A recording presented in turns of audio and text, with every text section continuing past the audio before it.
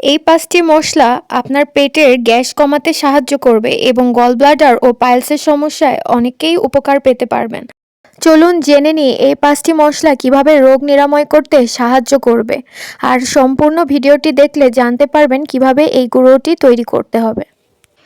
First ingredients হচ্ছে মেথি বা fenugreek, জোয়ান বা কেরম সিড, কালো জিরা বা ব্ল্যাক কিউমিন, মৌরি বা ফেনেল, আর লাস্ট জিরা বা কিউমিন। এবার একে একে প্রত্যেকটি উপাদান লো টেম্পারেচারে হিট দিয়ে নিতে হবে। ধরুন সূর্যের আলোতে 4 ঘন্টা তাপ দিলে যেমন গরম হবে ঠিক সেরকম স্মেল আসবে ভাব, এরকম সময় নামিয়ে ফেলবেন। তো প্রথমে আমি জিরাটি গরম করে নিয়েছি, এবার দিচ্ছি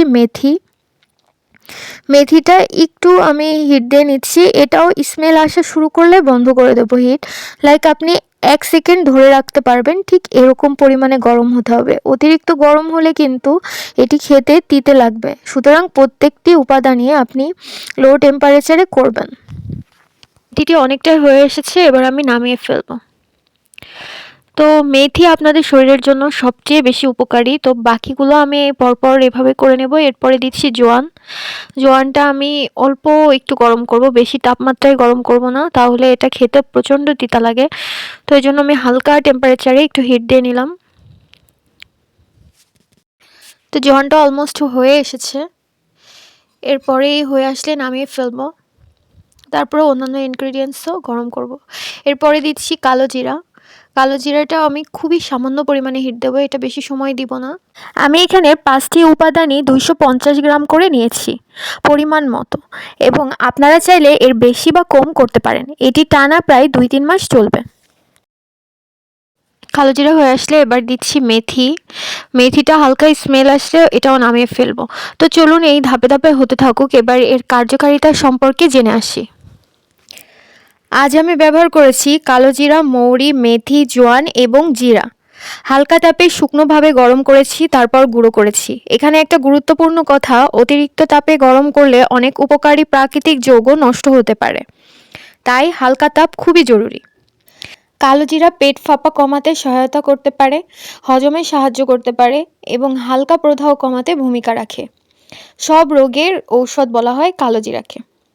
কালো জিরা মূলত পেটের ভেতরের অস্বস্তি কমাতে এবং সাপোর্টিভ ইনগ্রেডিয়েন্ট হিসেবে কাজ করতে পারে। মৌরি পরিচিত গ্যাস কমাতে, বদহজমে আরাম দিতে এবং খাবারের পর পেট ভারী লাগা কমাতে। মৌরির কার্মিনেটিভ ইফেক্ট অর্থাৎ গ্যাস কমানোর ক্ষমতার কথা উল্লেখ আছে, এজন্যই খাবারের পর মৌরি খাওয়ার চল বহু পুরনো।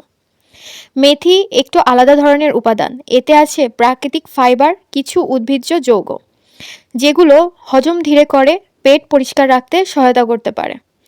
কিছু গবেষণায় মেথি রক্তের শর্করা নিয়ন্ত্রণে সহায়ক হতে পারে বলে বলা হয়েছে, কিন্তু এটা ডায়াবেটিক্সের চিকিৎসা নয়। এটা খুব জরুরি কথা, বেশি খেলে আবার উল্টো হতে পারে, পেট ব্যথা বা ডায়রিয়া হতে পারে। জোয়ান বহুদিন ধরে ব্যবহৃত, গ্যাস, পেট মোচড়, বুক জ্বালাপোড়া। জোয়ানে থাকা থাইমল নামের উপাদান হজমে সহায়ক হতে পারে, এটা বৈজ্ঞানিক উৎসে উল্লেখ আছে। তবে জোয়ান খুব তীব্র, অল্পই যথেষ্ট, বেশি খেলে সমস্যা হয়।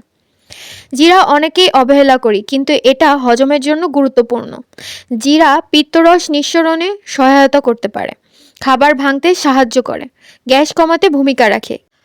কিছু গবেষণায় জিরার ডাইজেস্টিক এনজাইম অ্যাক্টিভিটি বাড়ানোর কথা বলা হয়েছে, তবে ফল ব্যক্তিভেদে আলাদা হতে পারে। প্রশ্ন আসতে পারে 5টা একসাথে করলে কি হতে পারে। চলুন জেনে নিই। এই 5টা উপাদান একসাথে করলে সম্ভাব্যভাবে গ্যাস ও পেট ফাঁপা কমতে পারে, খাবার হজম সহজ হতে পারে, পেট ভারী লাগা কমবে, কোষ্ঠকাঠিন্য হালকা সহায়তা হতে পারে। কিন্তু আবার বলছি, এটা কোনো ম্যাজিক পাউডার না, শরীর ভেদে ফল আলাদা হতে পারে।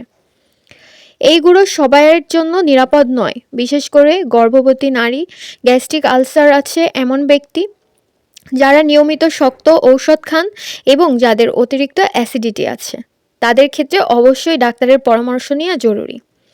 কিভাবে খেলে তুলনামূলক নিরাপদ?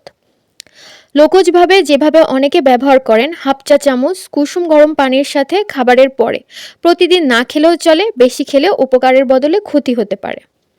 ক্লোজিং: প্রাকৃতিক জিনিস মানেই সবসময় নিরাপদ, এই ধারণাটা ভুল। জেনে বুঝে ব্যবহার করলে প্রাকৃতিক উপাদানগুলো সঠিকভাবে প্রয়োগ করা যায়।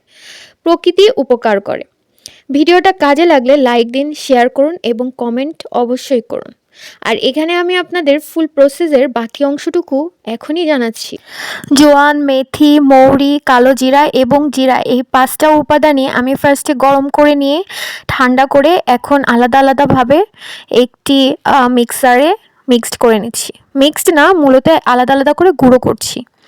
গুঁড়ো করা শেষ হয়ে গেলে এগুলোকে আমি একসাথে মিক্সড করব এবং চেষ্টা করব যেন প্রত্যেকটির সাথে প্রত্যেকটি মিশে যায়। যদি আপনাদের কোনো দানা দানাও হয়ে থাকে, অনেক সময় মিক্সারের দুর্বল থাকার কারণে দানা দানা থাকতে পারে, সেক্ষেত্রে আপনি চাইলে একটি টুকনি দিয়ে একটু টুকে নিতে পারেন। এতে করে আপনার মানে সবগুলোই মিক্সড হবে, আবার গুঁড়োগুলোর যে আলাদা দানা থাকবে সেগুলো আবার পরবর্তীতে মিক্সারে মিক্সড করে নেবেন, তাহলে আর আপনার খেতে অসুবিধা হবে না। তো এভাবে আমি প্রসেস করে নিচ্ছি। তো আমি আলাদা আলাদা করে একবার মিক্স করার পরে এখন আবার একসাথে মিক্সড করে নিচ্ছি প্রত্যেকটি উপাদান সমানভাবে। এভাবে করে নিয়ে তারপর আমি একটি কাচের কৌটায় রেখে দেব। যখন ভালো সূর্য উঠবে তখন মাঝে মাঝে রোদে দিব। এটা ভালো থাকবে, এর ভিতরে ছত্রাক জন্মাবে না। আর ইনশাল্লাহ এটা শরীরের জন্য খুব ভালো উপকারী একটা উপাদান। আপনি ফলশ্রুতিতে অবশ্যই উপকার পাবেন। আর ধন্যবাদ সবাইকে।